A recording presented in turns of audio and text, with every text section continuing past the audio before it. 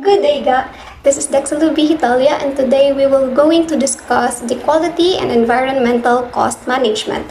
But before anything else, let us have our objectives first. So at the end of the discussion, we are expected to define quality, describe the 4 types of quality cost, and explain how environmental cost can be measured and reduced. Now, as we start our topic, let us first define these terms in case you will encounter difficulty in understanding related terms and concepts. First, we have quality. This is referred as the degree or grade of excellence, general excellence of standard or level. Therefore, it is a relative measure of goodness. And then we have the quality product or service. It is one that meets or exceeds customer expectations. Product quality refers to how well a product satisfies customer needs, serves its purpose, and meets industry standards. And then we have the customer expectation. Generally, customer expectations are a set of ideas about a product, service, or brand that the customer holds in their mind. These relate to attributes such as product performance, reliability, durability, and fitness for use.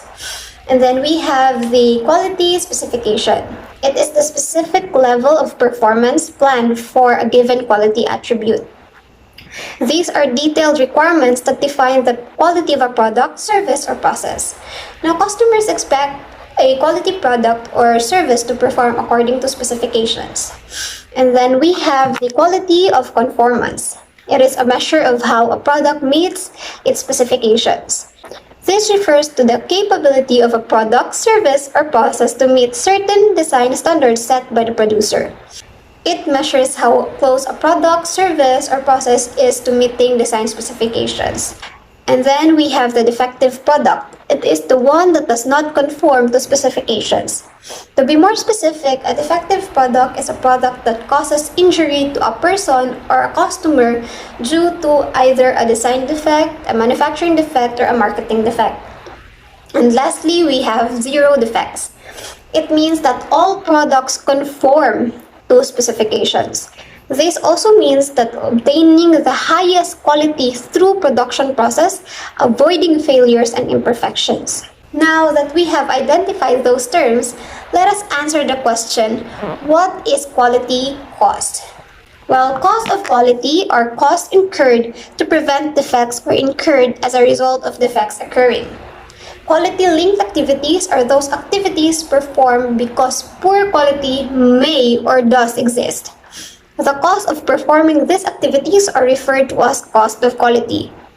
As we all know, one of the objectives of a company is to give and produce quality products to its customers because quality products is equal to good quality relationship, and then good quality relationship is equal to higher profit. There are 2 subcategories of quality-related activities. First is the control activities, which was performed by an organization to prevent or detect poor quality because poor quality may exist. Control activities are made up of prevention and appraisal activities. Now, prevention and appraisal will be discussed in the later part. And then we have the failure activities, which was performed by an organization or its customers in response to poor quality because poor quality does exist. If the response to poor quality occurs before the delivery of a bad, non-conforming, unreliable, not durable, and so on product to a customer, the activities are classified as internal failure activities. Otherwise, they are classified as external failure activities. Now, these 2 subcategories, quality-related activities, incorporates 2 subcategories of quality-related cost, under which are the 4 categories of quality cost. Now, under control activities are the control costs incurred, and it is also considered as conformance costs incurred to keep defective products from falling into the hands of a customer. So in this part, the organization tends to test their product first before handling it to its customers. Control cost is composed of prevention cost and appraisal cost. Now, what is prevention and appraisal cost? Well, prevention costs are costs incurred to prevent poor quality in the products or service being produced. As prevention costs increase, we would expect the cost of failure to decrease. Example of these are quality engineering, quality training programs, quality planning, quality reporting, supplier evaluation and selection, quality audits, quality circles, field trials, design reviews, marketing research, prototype inspection, and vendor certification. Now, appraisal costs are costs incurred to determine whether products and services are conforming to their requirements or customer needs. Example of these are inspection and testing of materials, packaging inspection, supervising appraisal activities, product acceptance, process acceptance, field testing, outside certification, and continuing supplier verification. Now, under the failure activities are the failure costs, which are costs incurred by an organization because failure of activities are performed. These are also considered as non-conformance costs incurred because defects are produced despite efforts to prevent them. Under the failure cost is the internal failure cost. These are costs incurred because products and services do not conform to specifications or customer needs. This non-conformance is detected prior to the product being shipped or delivered to outside parties. These are the failures detected by appraisal activities. These costs disappear if no defects exist. Example of these are scrap, rework, downtime due to defects, re-inspection, retesting, design changes, and repairs. Now, still under the failure cost is the external failure cost. These are costs incurred because products and services fail to conform to requirements or satisfy customer needs after being delivered to customers. At this moment, the product was already shipped to the customer, and of all the costs of quality, this category can be the most devastating. Since the defect was discovered by the customer, this may give them dismay on the products that were produced by the company, and which may lead to loss on customers. And it's the thing that the company was trying to avoid, right? Now, external failure costs, like internal failure costs, disappear if no defects exist. Example of these are recalls, loss on sales, performance-related, returns and allowances due to poor quality, discounts due to defects, warranties, repair, product liability, customer dissatisfaction, lost market share, and complaint adjustment. Now, we have unlocked two of our objectives, which is to define quality. And to recall, quality is referred as a degree or grade of excellence, general excellence of standard or level, and therefore it is a relative measure of goodness. And next is to describe the four types of quality costs, which are prevention costs and appraisal costs under control costs, and internal failure costs and external failure costs under failure cost. Now, before we end our discussion with quality costs, let me give you a little hint in order to recognize the quality cost. Just remember the CPA 5. C for control cost.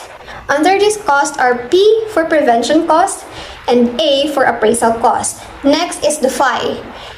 F for failure cost, and under this cost are I for internal failure cost and E for external failure cost. Now, let us jump to environmental costs. Since then, firms have often released contaminants into the atmosphere and water without bearing the full cost of such activities. Many people believe that polluters should bear the full cost of any environmental damage caused by production of goods and services.